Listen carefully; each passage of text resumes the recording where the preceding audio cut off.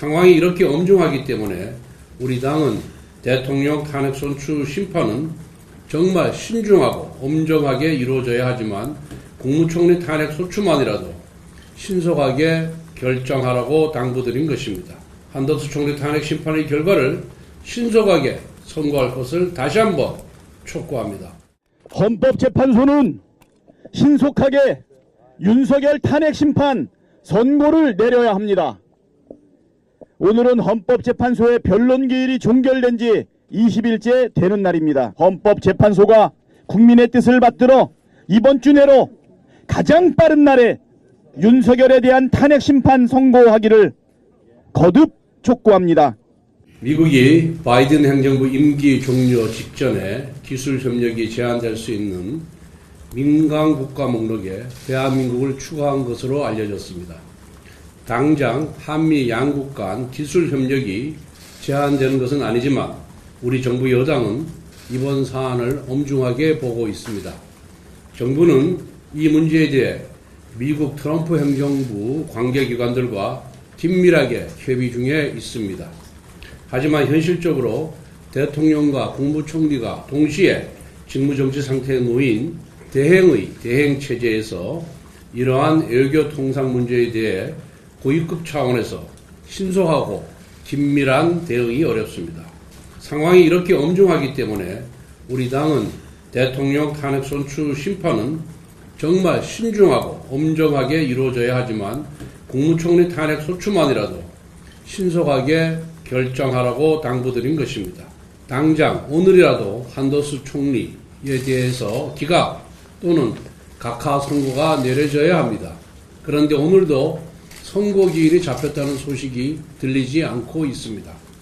문영배 대행은 지금 헌법재판을 하고 있습니까? 아니면 정치재판을 하고 있습니까? 헌법재판소가 언제부터 정치재판소가 된 것입니까?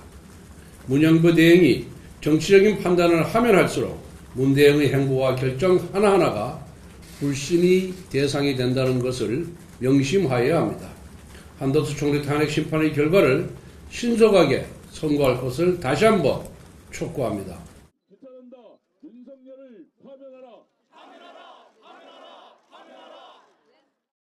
헌법재판소는 신속하게 윤석열 탄핵 심판 선고를 내려야 합니다.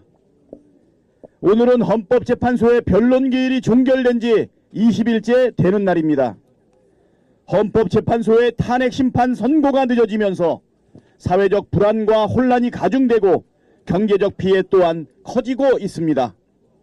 극우 세력의 헌재 겁박이 도를 넘었고 폭력 선동도 끊이질 않고 있습니다.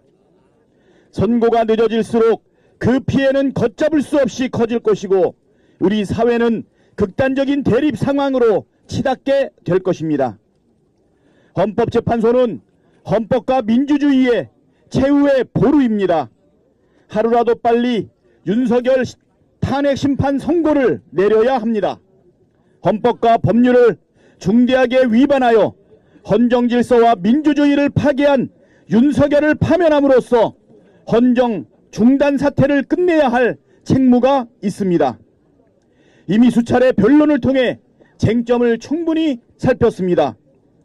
비상계엄이 명백하고 중대한 헌법과 법률 위반이라는 사실도 확인됐고 윤석열이 헌법 수호 의지가 전혀 없다는 점도 확인되었습니다.